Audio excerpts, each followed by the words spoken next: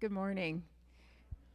One thing I'm really enjoying about this epic series is having the chance to see how God's heart is consistent in the Old Testament and the New Testament. It's a chance to get a bigger picture of who God is and then adjust my thinking accordingly. So last week, the recap was on the law of love, which means we looked at God giving the law the week before that. And we saw how the law that God gave was actually based on love. And God teaching his people what it looked like for him to be their God and for them to be his people, culminating in Jesus giving his disciples a new command to love each other as he loved us. So does this theme of the law being based on love really run through the whole Bible, even in the Old Testament? Yes, it does. So last week, we talked about how Jesus said to his critics, who accused him of breaking God's law because he healed people on the Sabbath, he told them, "Go and learn what this means. I want you to show mercy, not offer sacrifices." And he was quoting an Old Testament prophet, Hosea. So today's question, coming from last week's sermon, Unlikely Allies, is this: does God really care about outsiders? Does he care, and did he back then care about the Gentiles, the non-Israelites in the Old Testament? Or as Richard Dawkins, the famous atheist, put it, is God xenophobic? Is he afraid of outsiders? Maybe we think he welcomes them in the New Testament, but not in the Old Testament. But consider what happened in Nineveh when Jonah was sent by God to preach to the Ninevites. They repented, and God relented on the terrible punishment that he had in store for them because of their violence and their evil ways. Everyone, especially God, was very happy about this, except Jonah. So maybe Jonah was xenophobic, but God wasn't. In the New Testament, Peter tells us that God is patient. He doesn't want anyone to be destroyed.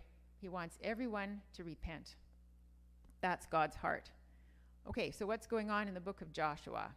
In last week's story, Joshua had sent 2 spies into Canaan to check it out. The inn the 2 spies stayed at was run by Rahab, who rescued them by hiding them from the king of Jericho, who was in hot pursuit of them, and then she sent the king off to search for them in the wrong direction. So why did she do that? This is what Rahab said to the Israelite spies: "I know that the Lord, Yahweh, has given this land to you, and that a great fear of you has fallen on us. For Yahweh, your God, is God in heaven above and on the earth below. So now then, please swear to me by the Lord that you will show kindness to my family, because I have shown kindness to you. Give me a sure sign that you will spare the lives of my father and my mother, my sisters and my brothers, and that you will save us from death." And that is exactly what happened.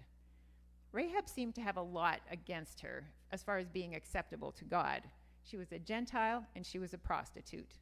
But she recognized who Yahweh, the God of the Israelites, was, and she chose to take refuge in him, to cooperate with him and to identify with him by asking for mercy from these 2 Israelite spies. We were talking about slaves a few weeks ago, but now it's spies.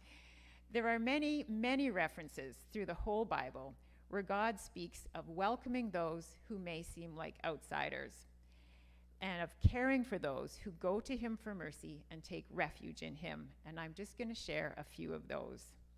Way back in giving the law in Leviticus, God said, "When an alien lives with you in your land, do not mistreat them. They must be treated as one of your native born. Love them as yourself, for you were aliens in Egypt. I am the Lord your God." David the psalmist said this: "No one will be condemned who takes refuge in Yahweh. Taste and see that he is good. Blessed is the one who takes refuge in him. The Lord delights in those who fear him, who put their hope in his unfailing love."